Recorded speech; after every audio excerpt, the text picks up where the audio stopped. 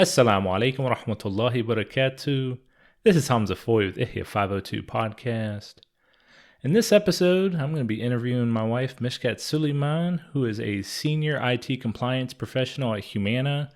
This episode is going to be about cybersecurity in our daily lives. I'm going to go ahead and let my wife take it away. Awesome. Yes, assalamu alaikum everyone. I'm so excited to be doing this episode. You can ask Hamza. I've been wanting to do it for months and months and months now. So it's long overdue at this point. So we can go ahead and get started. So I know what you're thinking. Cybersecurity, that's something that big companies have to worry about. Why are we talking about this? And it's true. Cybersecurity is extremely vast. But it's very, very easy to apply it in your own life. It's very easy to have that context in everything that you do. Why?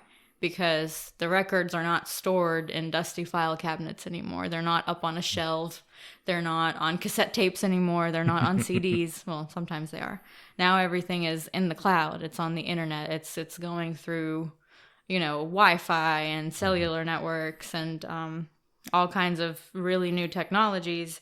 And so all of your information, more than you ever thought you put online, is now all over the world because all of that information is routed through so many countries, jurisdictions, everything.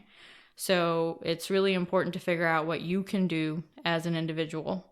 And so, when you're a big company, you can afford the cybersecurity. You can afford to have a whole department, a whole team of hundreds of people. And even with that, you've got so many companies that have had so many breaches. Mm-hmm. And what is a breach? A breach is when an attacker gains unauthorized access to your system, when information is leaked to where it's not supposed to be. Anything bad that can happen to your system that causes loss of data, loss of privacy, loss of confidentiality, loss of control would be considered a breach. So for context, we all heard about the Sony breach that cost them $100 million in program and processes, procedures, paying people for, loss of value, whatever harm was incurred to customers. Anthem Insurance, $100 million. Heartland Payment Systems, $140 million.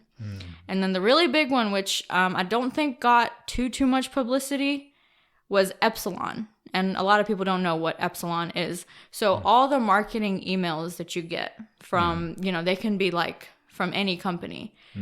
It's not always that company kind of tailoring them and sending out.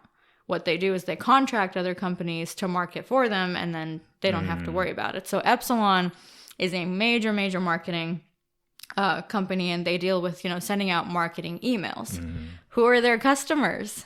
Chase Bank, Citibank, U.S. Bank, Best Buy, Visa, Amex, huge companies that have given data to Epsilon, and Epsilon got hacked. So all of that data and all of the customers was leaked. How much did that cost? $4 billion, billion with a B. So it's a big deal. But the thing is, these huge companies, I hate to say it, they can afford this. They can afford this loss because they pay millions of dollars in insurance in case this happens, where they have to send out restitutions. Us, as individual people, we can't afford that because a breach like that in our Social Security, our credit card, passwords could mean that all of our bank accounts are wiped out. Our credit history, our credit score, our credit worthiness is wiped out. People can open loans in your name. So it's very, very important. And so, a lot of people think, how can I even begin? And so it's not easy, but you can boil it down to 3 areas of our lives that are, the most pervasive, which is our emails and phone numbers, our credit cards, and our passwords. So those are the 3 areas that I'd like to focus on today. Okay.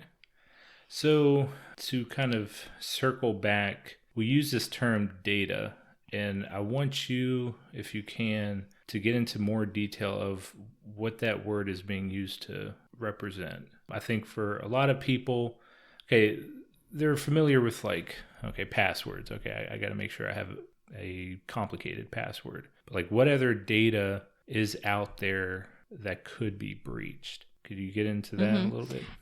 Any piece of information about anything is data. Your email is data. Your phone number is data. Passwords are data. What you put on Facebook, Instagram, pictures, keywords, when you tag locations and you tag people and you make that connection. I'm in this picture with this person. That is data. Anything. So your health records are data. All of those are now kept electronically. There are vast electronic medical record systems, EMR systems, that handle all of your medical data. You have financial data, your social security number, your national identifier number, your passport number. All of that is data that people can use. And these are like the big things. I mean, people, you put a picture of your dog, your cat, I have birds, you put a picture of that and you put their name and you say, hey, this is Fluffy. That is data that a hacker can use. Anything about you that a hacker can use, where you were, when you were there. Do you go there often? Do you check in? Your routine? What you throw out in the trash? Your bank statements, your old credit cards, your receipts of what restaurants you like to eat at. All of that is data. Scary, huh? Because kind of going through like this development boot camp, we're told about the importance of having like complicated passwords. Like, okay, you have like a single noun as your password, birthday or robot. Okay, that's something easily somebody could go in, develop a program that will just run through a dictionary list. Just throw it out there. Okay, I've got your password. And what's interesting is I made this connection. Perhaps this is a bad connection. But the fact that you mentioned, like, okay, what you put out there on Facebook, what you put out there on Instagram, like important things, like, okay, your spouse, your family, your pets. I feel like maybe I'm going down the rabbit hole, but I feel like good hackers would take that information. They'll be like, maybe he based his password off of this, like his pet lizard. Exactly. No, that's the thing, is that hackers have the time and the resources to go down that very rabbit hole. I mean, if they want, so you can have like two different types of attacks. You can have a targeted attack. You can have like a mass generic attack. And, depending, a mass attack could be very costly to a company. A targeted attack would be very, very costly to an individual. Because this bad actor, we call them bad actors in the IT industry as well. The hackers are bad actors. This bad actor, can sit down. They know all of your profiles, what social medias you have, where are you active, what do you have accounts with, and they will build that separate profile for you. They will build a profile with all of that information, and then they've got some very state-of-the-art, really malicious equipment that they can use to start. There's a term that we use called brute forcing, where they try and gain access to your password. And it basically is, if they have certain pieces of information about you, they might get lucky, maybe guess your password. If it's that insecure that you've used common identifiers like password 123 is not a secure password, don't use it. Hello 123 is not a secure password, don't use it. Your pet's name, your birth date, your spouse's birth date, your wedding anniversary, none of those are secure passwords because they are all public knowledge. Your social security number is not a good password because that is also, unfortunately, public knowledge. So, yes, they target it, but if they just can't crack it, they put it through a piece of technology that just cycles through every combination of every letter, every number, every special character. And if your password is like 5 characters, only 5 letters, they can guess that in a few hours. Of every combination possible. So I guess for the layman, what are some pieces of advice that you have particular to password security, and then you can kind of dive into credit card security as well? Yeah, let me start by saying this. There's an organization called NIST, and I don't want to get too technical, but this organization called NIST, the National Institute of Standards and Technology, I believe is what the acronym stands for. But basically, they put out guidelines. They publish guidelines for the United States. They publish guidelines on cybersecurity for the government, for huge companies, and people. That's like the gold standard nationally. NIST guidelines really are what drive password requirements in a lot of places. So, when you have passwords with Google and Microsoft and companies, or Amazon, all these big companies, they ask you for a long password with a lot of characters, with a lot of special characters. It can't be your username. It can't be your birth date. It can't be your name, all of that. Recently, what NIST did, because the thing is, the publications are always changing. So in the past, it was like, it's better to have a complex password with a really good combination of uppercase letters and lowercase letters and characters and question marks and all of that stuff. They recently changed their guideline to say that, yes, all that complexity is good, but a longer password is better. So instead of having just a one-word password with a few little bangs and bangs here and there, have a phrase, have a sentence as your password, because that is easy to remember for you. It gives you context, right? When you are constantly having to change your password over and over again, you just want to keep making the easiest password possible because you have to remember it. And the best practice is have a different password for each website. Why? Because if you're using the same email, which we're going to talk about emails and phone numbers, and you use the same password at each website, remember, we already know that these hackers and bad actors, they know where you have accounts. If you have the same password for your bank account and your credit card and your insurance, all of that you just lost control of just because you had one password. So do not have one password across multiple websites. Can I cut in real quick? Yeah. Just for the listeners, just because I want to kind of clarify some of the terminology. Terminology you and I are familiar with, but maybe the listener. Yeah. When we say like characters, we're meaning numbers and letters. Numbers and letters. Special characters are going to be anything that you can type on a keyboard that's not numbers and letters. So exclamation, the pound key, the $sign, that sort of thing. Just want to clear that up. Yeah. Right. If you look at, so some websites, when you generate a password, they'll tell you like, this is not a sufficient password. It's weak. You only have, you just have one word, or you only have like letters of the alphabet. So you need to add a number. You need to add an exclamation point or a question mark or the @ symbol. That's a big one, or the $sign. So a lot of companies, they'll put their password guidelines before you make the password so that you know what you need to incorporate.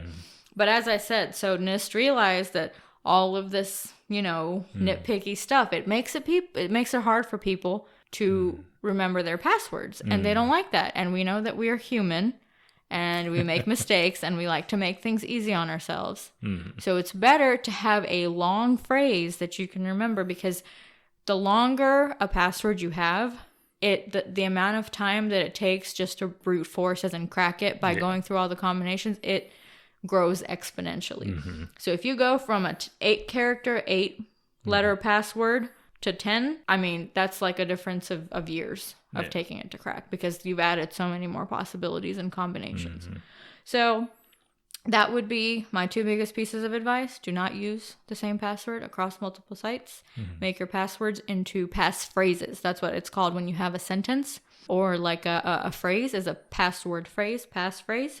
That is unique to you. It means something to you, nobody else, and don't have public information as your password. And another thing to kind of add in, like on the developers end, a lot of the websites, a lot of the applications that you may be using, don't expect the developers on their end to make it to where it's going to force you to build, like what you said, a passphrase. Because oftentimes, the best I've seen it is maybe Google is, you have to have an upper letter, then some lowercase letters, a number, and a special character.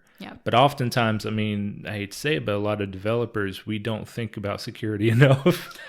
Sites that think that they're benign, which means that sites that think, the service we're giving you, we're really not taking that much information from you. It's just your email address. Like it's, or maybe you made an account with a website, you're only going to use it once. You don't care. It's a quick thing. Those types of sites, they're not going to have all these guidelines built in. Because unfortunately there's like I mentioned NIST, it's just guidelines. Companies don't have to do this. There's no law that says you must or you're going to face penalties. So no, that's the same thing from like what I've learned as I've learned to develop in JavaScript and now in C# is a lot of guidelines, nothing enforced. So you as a user of these products online, you're going to have to hold yourself to that higher standard of building, like you said, a passphrase. It's not going to be forced on you because it's not forced on the developers. Right. So we got into password security. Now let's jump into credit card security. If you want to talk a little bit about that.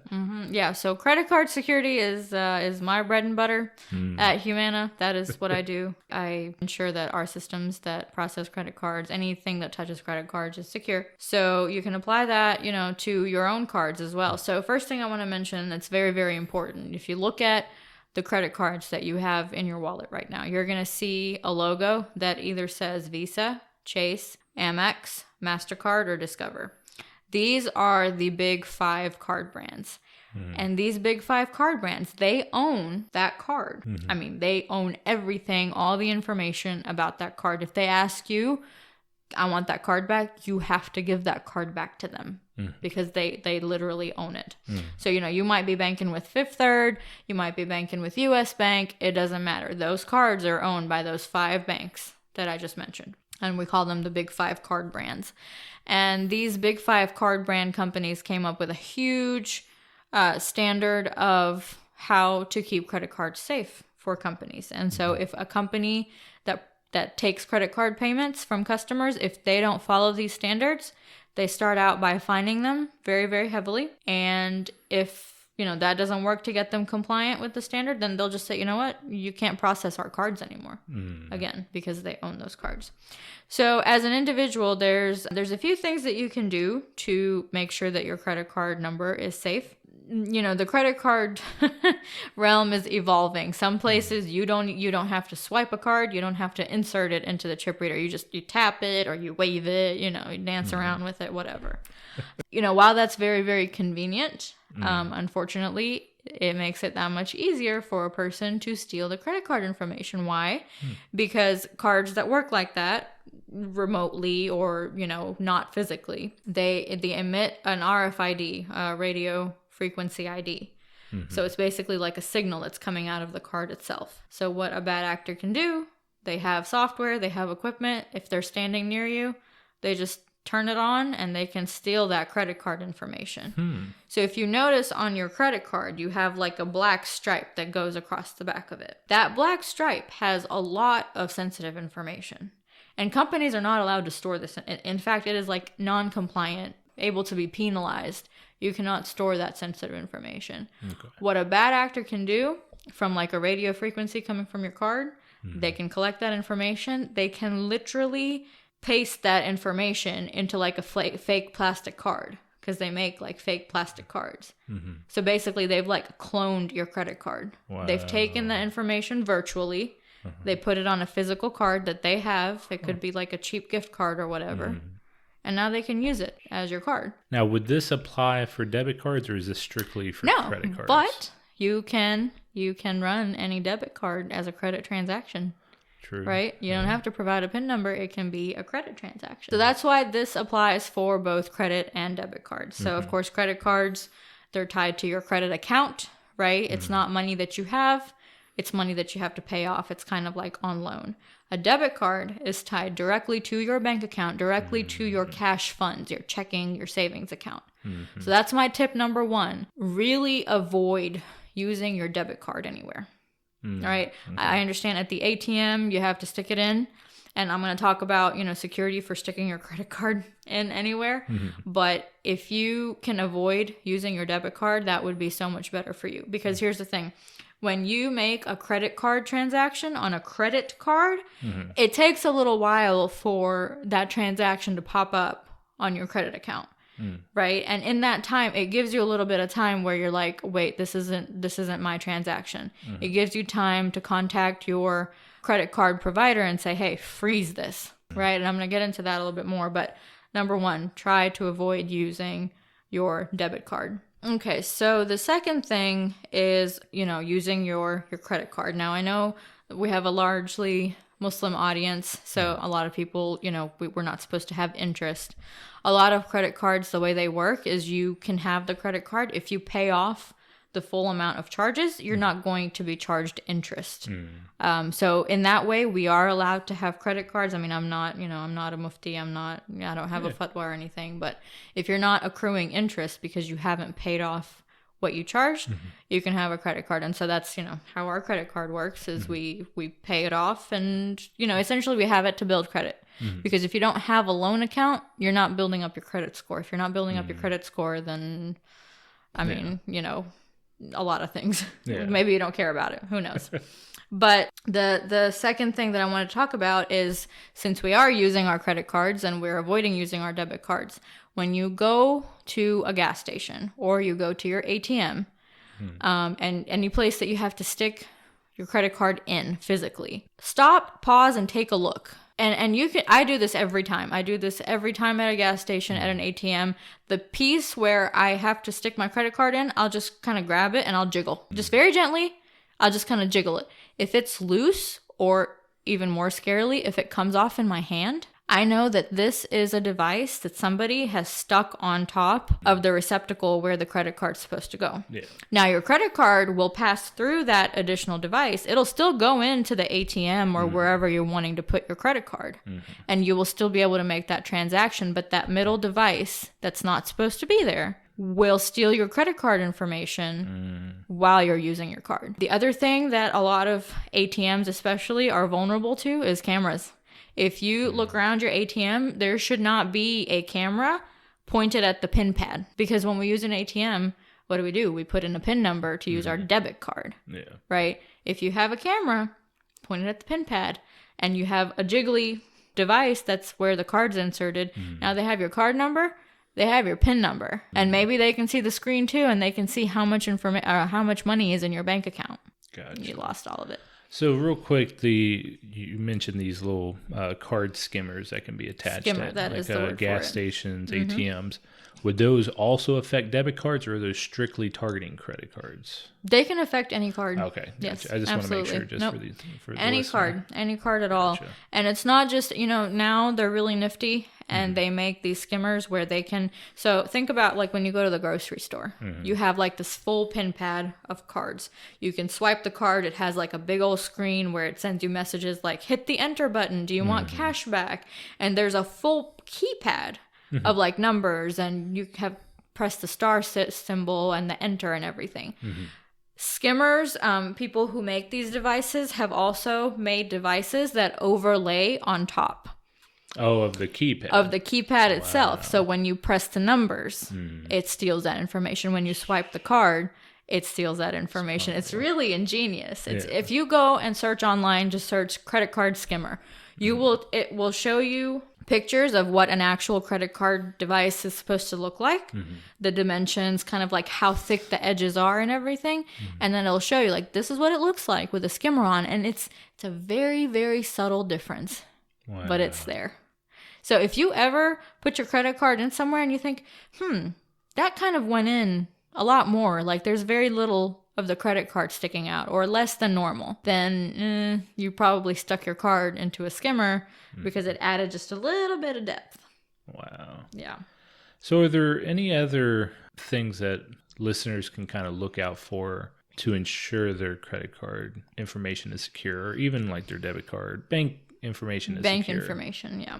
Yeah, so for the physical card itself, and I'm really glad you asked this question.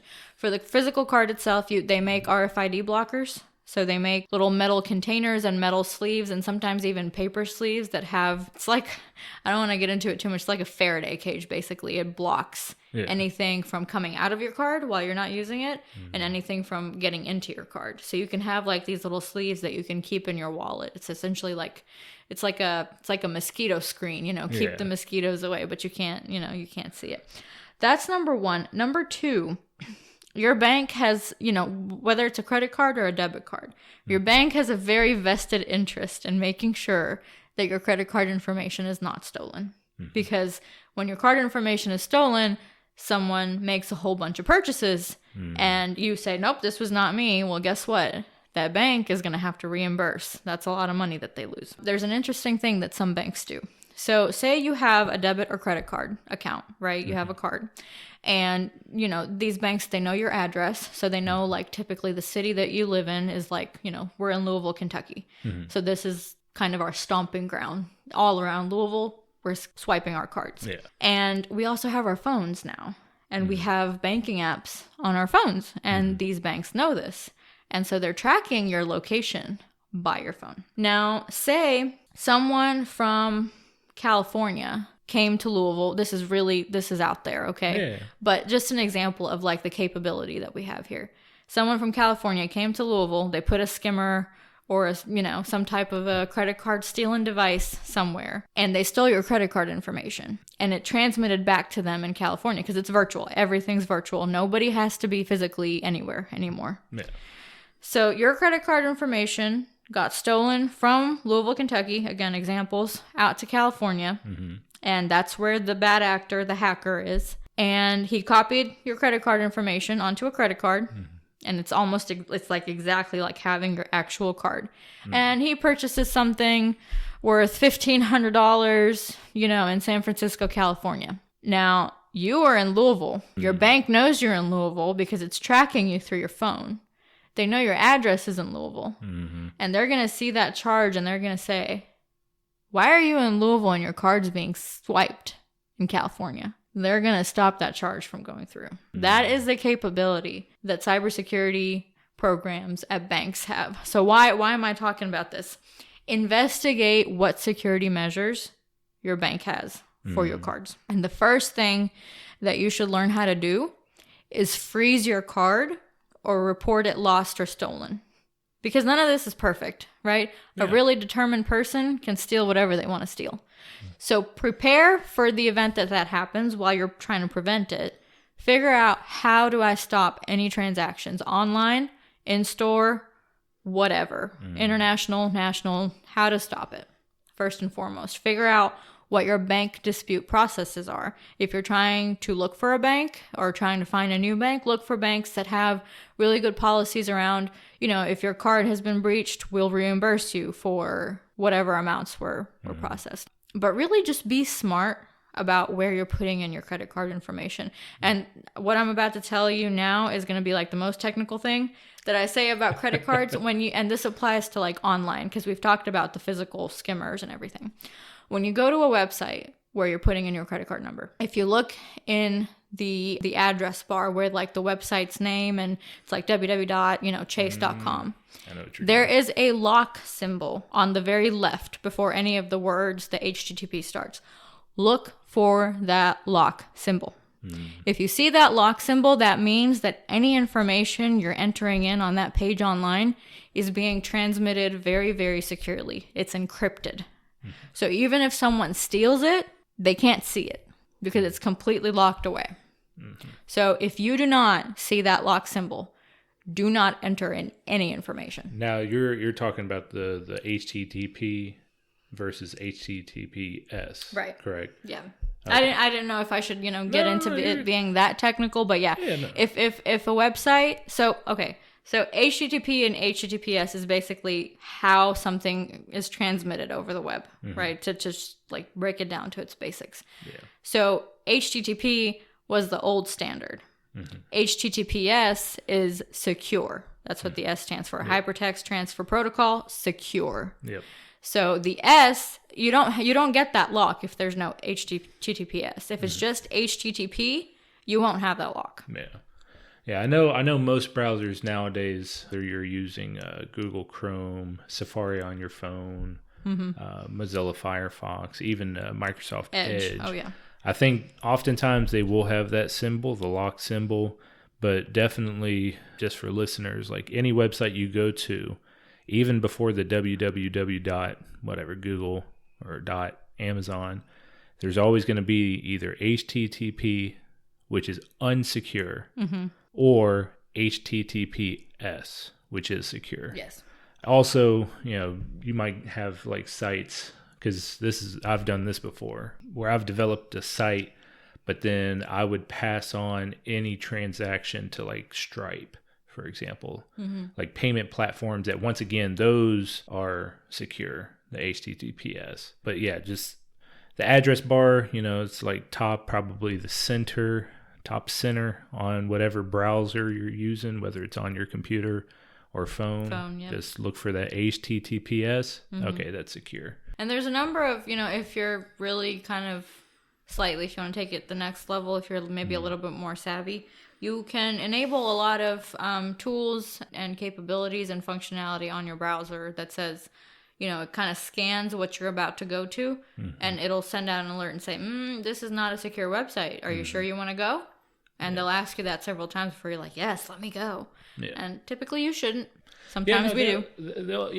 I've seen that. And honestly, I mean, I don't have my browser set up specifically to do that, but there'll be like websites maybe developed and like hosted on like GoDaddy, but it'll still throw out unsafe certificate, which is, it's just a warning. Hey, don't do any transactions on this website. If you're just going to this website just to get information, I mean, right. To read information, yes, but to interact with the site, to give information, definitely be very wary of that. Yeah.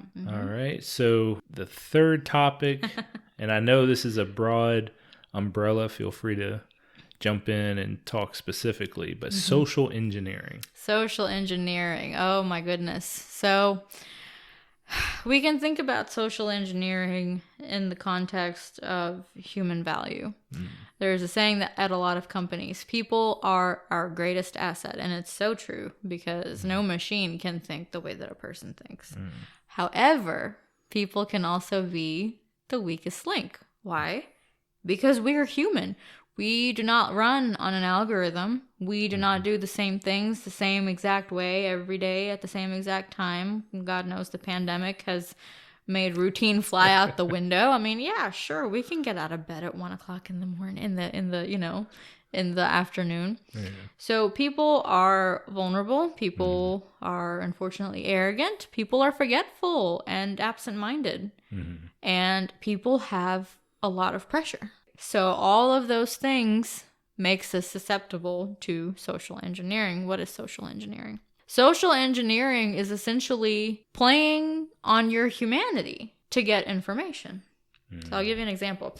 And this happens a lot with, it really doesn't happen so much over the phone anymore, because now people have realized that the repeated phone calls about your vehicle's extended warranty that is expired are bogus.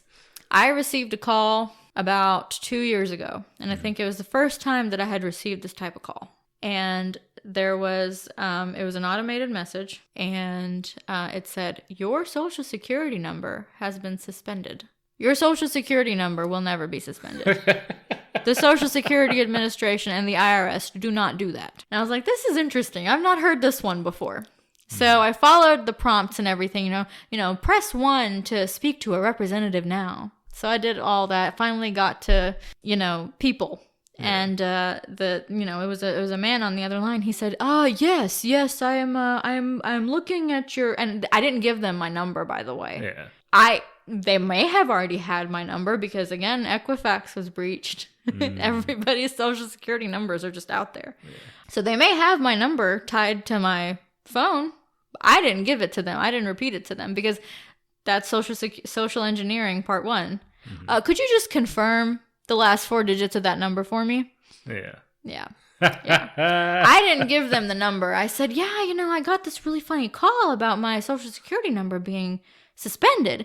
And they said, yes, we see that your social security number was, it was involved in a illegal drug transaction in Texas, south of the border. And I was like, wow, that is so oddly specific. Yeah. I was trying not to laugh. I was like, I pretended to be very concerned. I was like, oh my God, like, what do I do? I didn't do this. Like, am I going to go to jail? And he's like, no, you're going to have to pay a pretty hefty fine. And I was like, oh, okay. Yeah. And he said, so how much money you got in your bank account? Wow.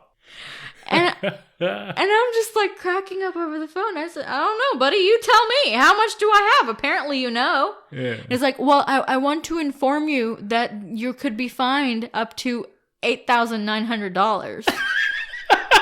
I was like, okay, this is good. You don't know how much I have in my bank account. And that's great. So, at that point, I was just like, I slammed the phone. I was like, this is so stupid. But this is how they prey on people who might not know what's happening, right? Your social security number has been suspended.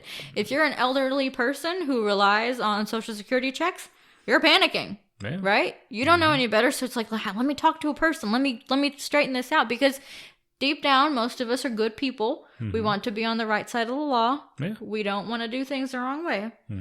But bad actors know that they can prey on our fear and our empathy, right? So you see GoFundMe sometimes, and this isn't really cybersecurity, but this is social engineering. Yeah. Someone could be lying and say, God forbid, my mother has cancer and I need money for so-and-so surgery.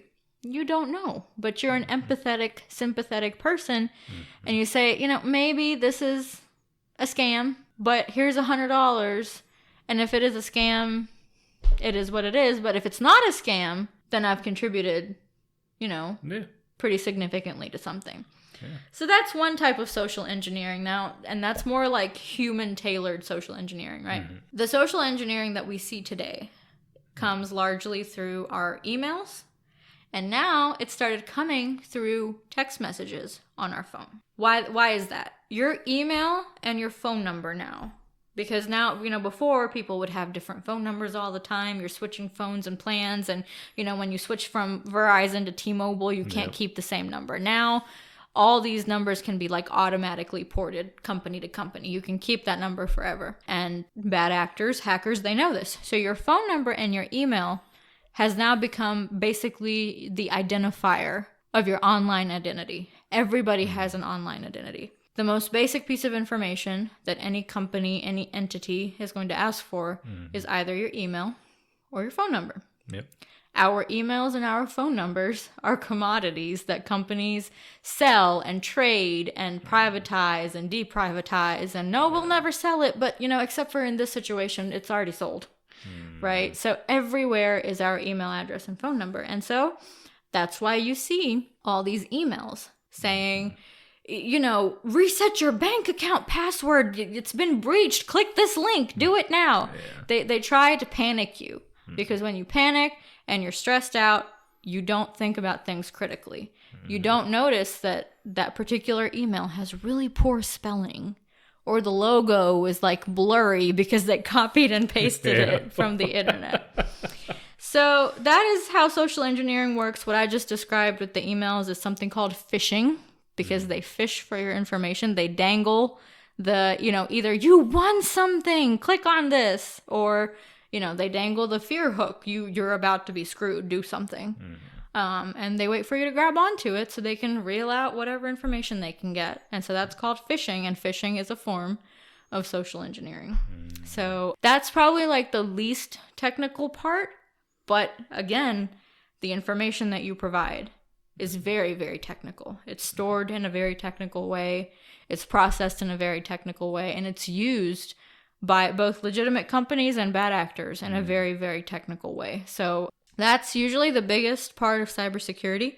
And a good chunk of money is spent by these big companies to train their employees on how not to fall for a phishing or a social engineering campaign. Now, I get emails all the time at work, and it's always do this training because we want to make sure you're not clicking any suspicious links, that sort of thing. Which for me, alhamdulillah, I'm pretty critical of anything that I get from via email. But you were talking about people who use social engineering. They play on fear and empathy. And I also think, especially in particular for our community, the Muslim community, they also play on just lack of knowledge. You have somebody who may have immigrated here recently. They don't know our laws. They have no knowledge of what is all the laws pertaining to Social Security numbers, for example, because you were mentioning, the Social Security number is suspended. Okay, yeah, you and me were that never happens. That doesn't make sense.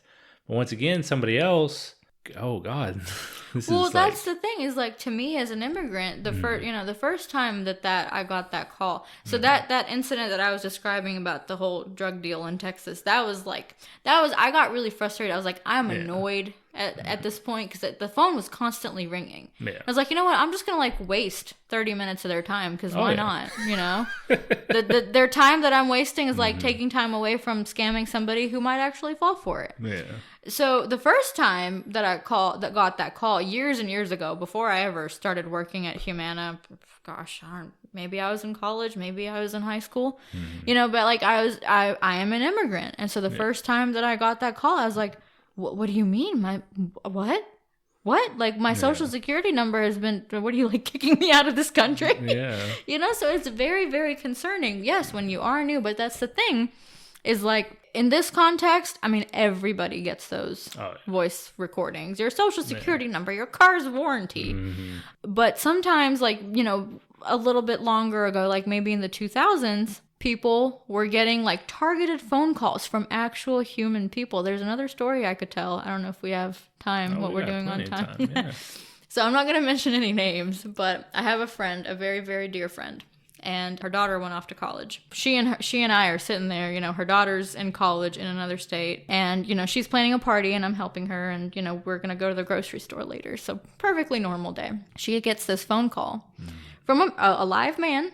And he identified himself as Deputy Sheriff Murphy. I remember this. I remember this idiot's name. And this was when I was in college. And he said, your daughter missed a jury duty summons. Ooh. And she has a bench warrant out for her arrest. She will be arrested the next time she sets foot in Kentucky. And so, of course, I'm sitting next to her mother. Her mother just freaked out, right? Yeah. A bench warrant for missing jury duty.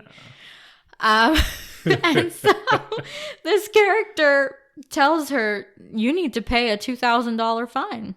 Oh, Lord. And, you know, so her mom is like freaking out. And so, you know, we race over to the bank. And we tell the bank, because like she's crying and everybody's like, what's wrong? Like, is there a gunman in the parking lot or something? Like, what's happening? And she described the incident. They're like, nope, we're not giving you the money. They would not let her withdraw that money out of her bank account because they're like, this is so scammy. Yeah. So scammy. But that's the thing. Like, it could be anytime, anywhere. And this was in it was 2012, I think. So as early as 2012, they were doing targeted phone calls. This person that called my friend's mother knew that my friend was in college in a different state. She was not at home. And her mail was scattered across 2 different addresses because she has a college address and her parents' home address. And he knew that it was very likely that some piece of mail could be missed somewhere. And so he concocted a lovely story of missing jury duty, and now she's going to be arrested. So it can be targeted, and when it's targeted, it's extremely scary. But here's what I'm going to say. Your bank will never call you. They will send you letters and say, call us. And sometimes they provide you the number. Sometimes they direct you to the website. They will never call you. They will never email you and ask you to do something in an email where you click or download this. They will never do that. A bank account will never do that. You know, your Social Security Administration will never do that. So that's one thing to look for. If there's like a very urgent call to action, do something in the email, take a pause. Yep. Think about it. And same thing with attachments, right? We get excited to see emails with attachments. Ooh, somebody sent us something special. Don't click on them unless you know exactly who they're coming from. Because that attachment could blow a hole wide open, virtually, of course, in your laptop. And what's on your laptop? You've got bank statements on your laptop. You've got your mortgage information on your laptop. You've got your credit card information on your laptop. You've got your birthdays and anniversaries and where your vacation home is and all this information on your laptop, just sitting there waiting. Antivirus. That wasn't going to be one of my sections because it's very technical. Get antivirus for your laptops and phones.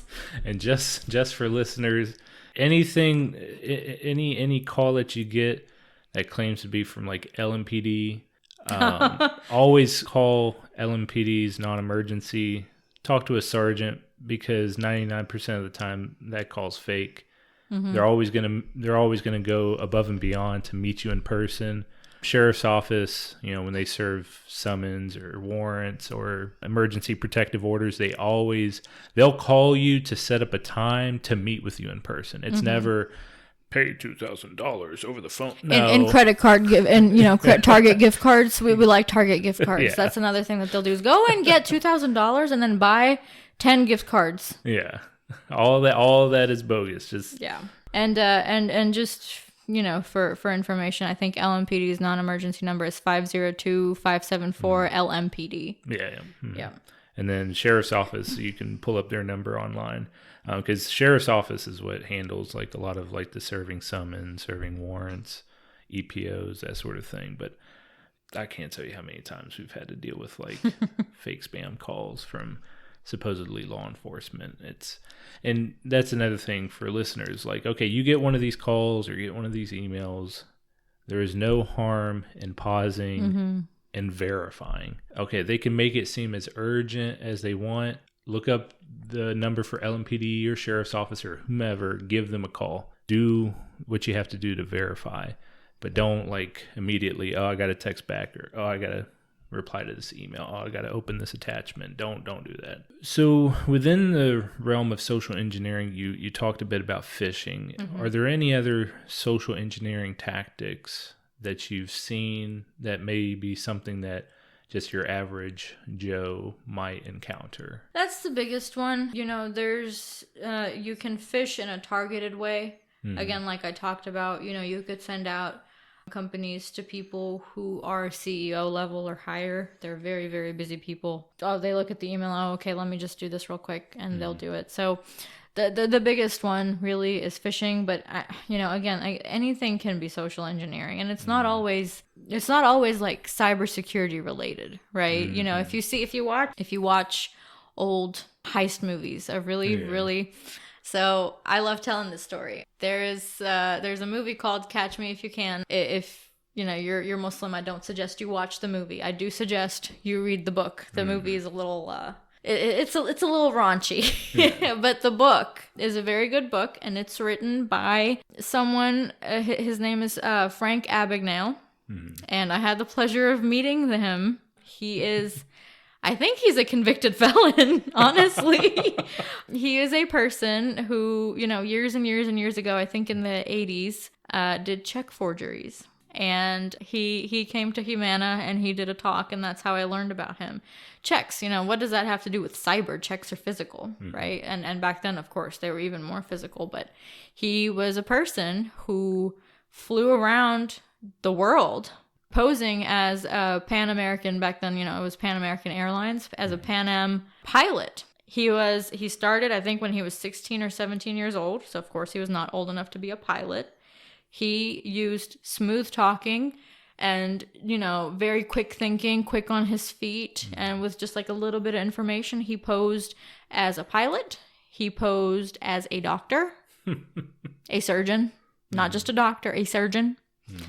And he did it through social engineering because, he either hurried people or he, looked down at them like, what are you talking about? I'm the one who's right. Like, go do something, you have to be, it's just all a con. And a con comes from confidence. A con is someone who's completely confident that they can dupe you. I really suggest everybody read the book Catch Me If You Can, because some of the stuff, and it's based on a true story.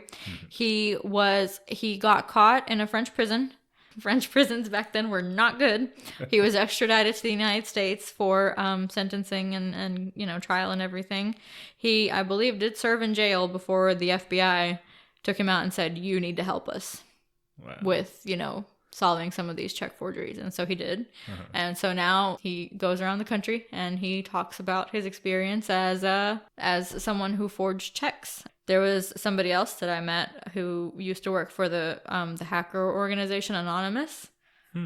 He also got caught and now works for the FBI. Wow. So I don't suggest it. I'm not advocating doing criminal things in the hope that the FBI will recruit you. That doesn't always work. But that's the thing, is like social engineering, can be as simple as like piggybacking, right? What is piggybacking? So say you live in a building or a community that's gated. You have to swipe a badge to get through. And somebody comes up to you, their arms are just like laden with stuff, like, hey, can you just hold the door for me, please? I can't get to my card. And you're a nice person. Yeah, you'll hold the door for them. Yeah. You don't know who that is. You don't know if those huge boxes they're carrying are empty or just, you just let a person through. You don't know if they have a key card to go through where they're not supposed to go through. Yeah. Wow. It can be anything. Social engineering is limited only by a person's ingenuity. Yeah. It's interesting because I've also had an experience. Now it's non-virtual, but it's still, I feel like it was like social engineering. And actually it's something that happened in this community. And the reason I'm going to go through the story is to just kind of reinforce, especially when you're dealing with, once again, non-virtual social engineering. It's always important to know one another. And I feel like a lot of social engineering that may be virtual and non-virtual takes advantage of the fact that like people are more separated nowadays. Yep. So we had an instance, this was a couple years ago, this Muslim student at U of L, somebody reached out to him. He was also a student of U of L, and he was like, hey man, my dad is Muslim and he passed away in Mexico. We want to do a janazah here in Louisville.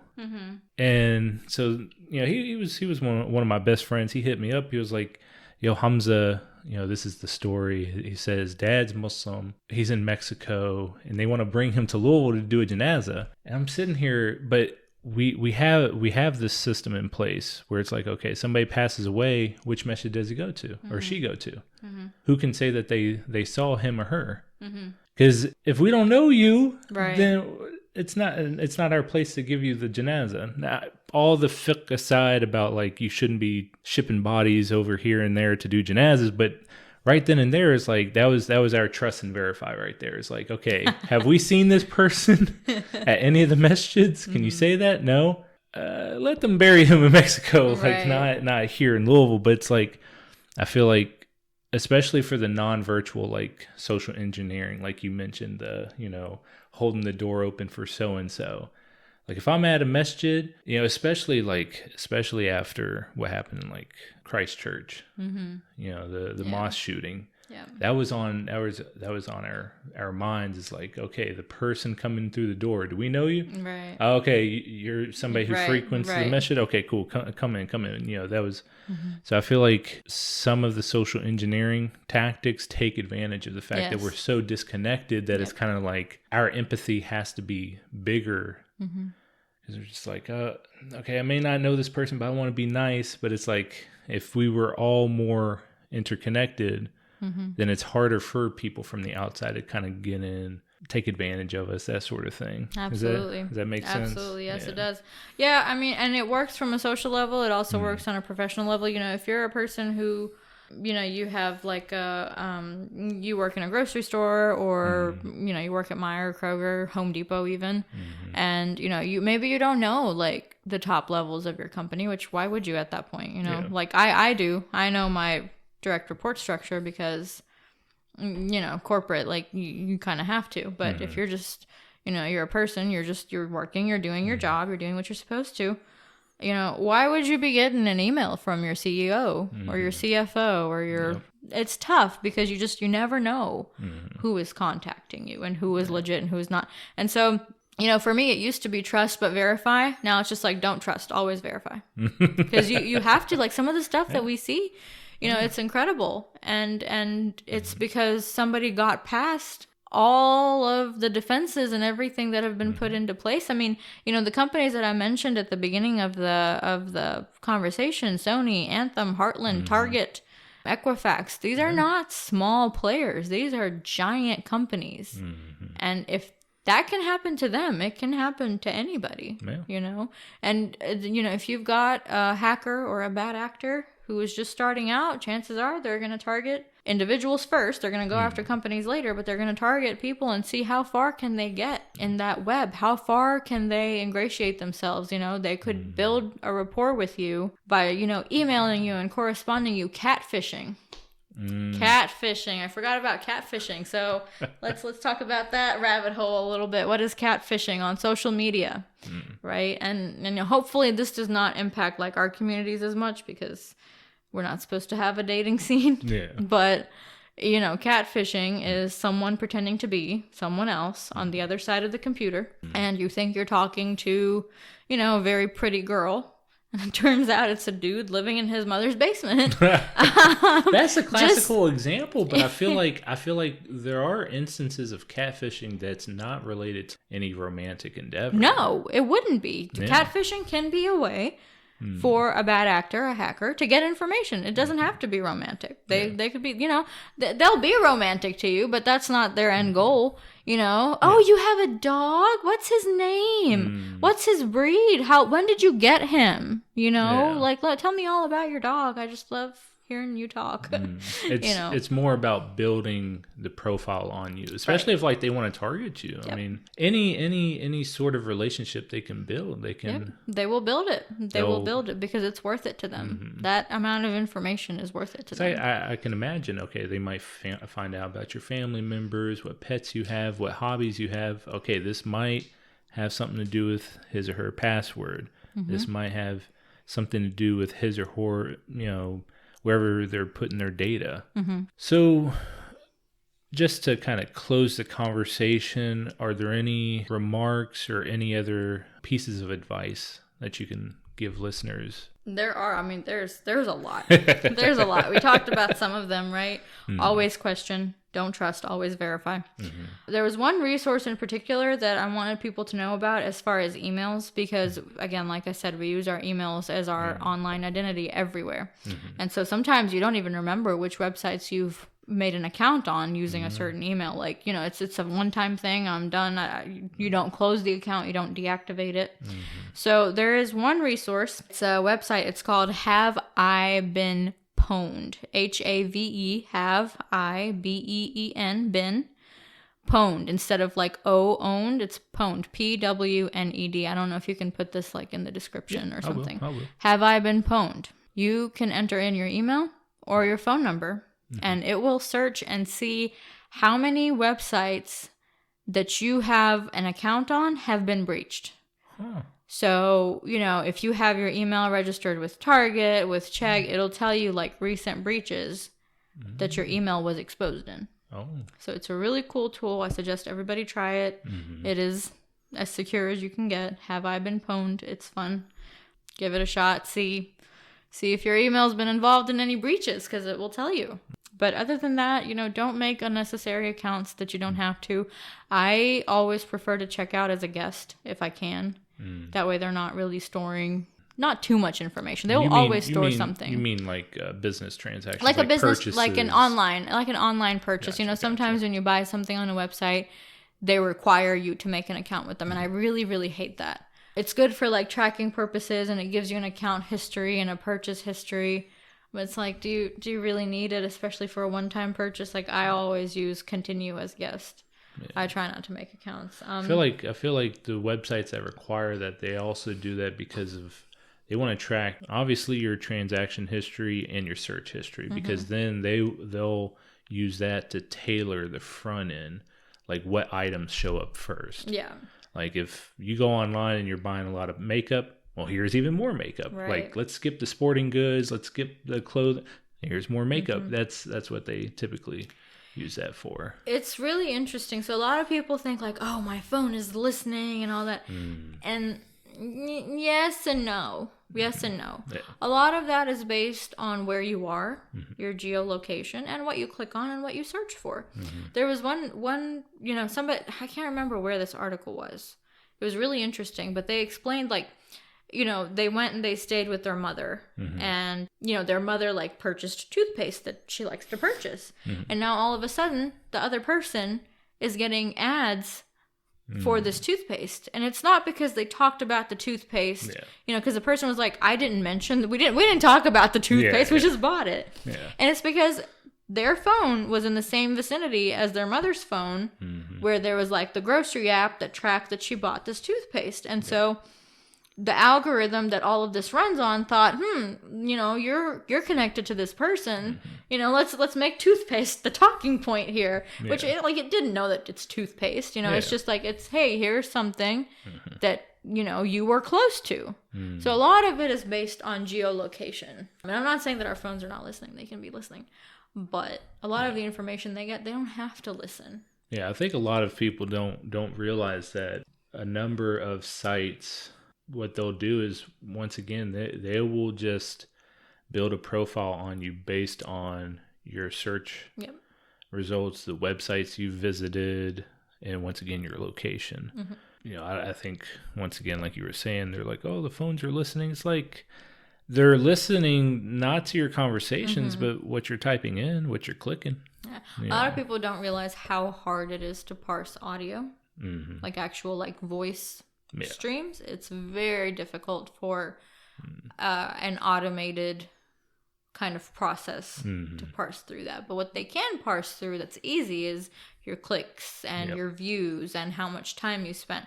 I mean, all of this information, and you probably know about it better than I do. All this information is gathered as statistics on any website. It's SEO. Yeah. They pay attention to how long you have a certain web page open.